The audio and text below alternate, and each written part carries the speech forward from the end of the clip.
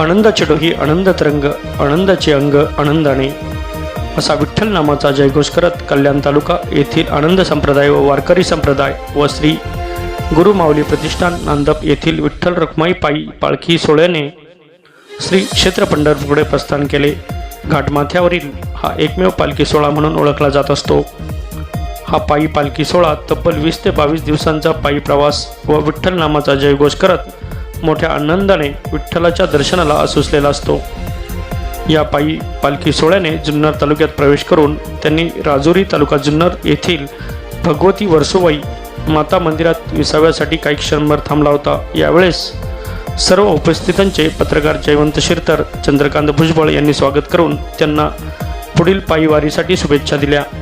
तसेच यावेळी स्पर्श medical foundation Shri doctor Patil यांच्या टीमने त्यांना मेडिकल मोफत वाटप करण्यात आले। या तरुणास कीर्तन करते आता हे तुला कसं सुचलं का मी या भूमिकेकडे वळावं? या दिंडीमध्ये आल्यानंतर प्रत्येक नवीन पिढीला किंबहुना कोणी नवीन जो व्यक्ती असेल त्याला इथेशी संधी दिली जाते की तू काहीतरी बोल। त्यामुळे या वारीतील प्रत्येक व्यक्तीला एक सवय लागलेला आहे, एक छंद लागलेला आहे आणि त्याच्यामुळे प्रत्येक व्यक्ती या दिंडीतला कीर्तन किंवा प्रवचन किंवा काही का होईना पण देवाचं नामस्मरण करतो। किती वर्षापासून मी झाले 2-3 वर्ष झाले मला। या तरुण आता जे आहे जुन्या वयाची पिढी आहे त्या युवकांना तू काय सल्ला देणार आहे? की प्रत्येक युवकांनी परमार्थाकडे वळलं पाहिजे।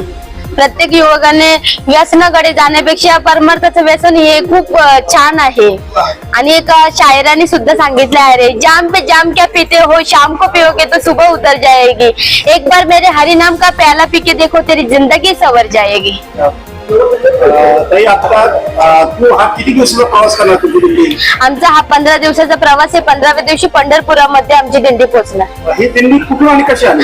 नांदप वरून ही पंढरपुराकडे प्रवास करत आहे दिंडी। या दिंडीचं वैशिष्ट्य? या दिंडीचे वैशिष्ट्य एकच आहे की आमच्या बापाला म्हणजे पांडुरंग परमात्म्याला भेटायला, त्या पांडुरंग परमात्म्याच्या भेटीला जायचंय, एवढंच आमचं वैशिष्ट्य आहे। या दिंडीच्या माध्यमातून शासनानं काय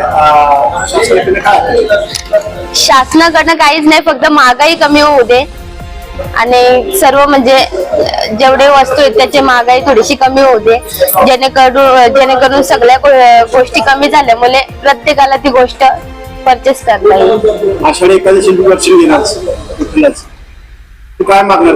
की बलिराजाला बरसू दे। मला स्वतःला मी काही नाही मागणार आहे, पण बलिराजाला बरसू दे, चांगला अन्नधान्य पिकू दे